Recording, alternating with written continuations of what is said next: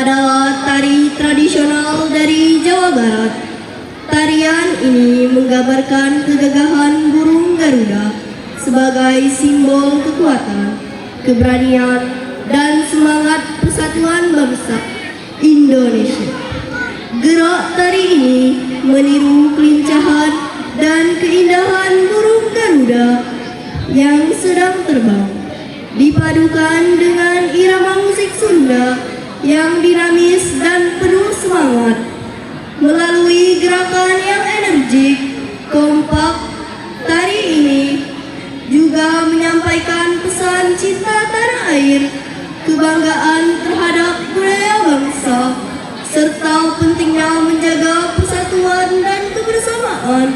Biasanya tarian ini ditampilkan dalam acara budaya penyambutan tamu atau pertunjukan seni daerah.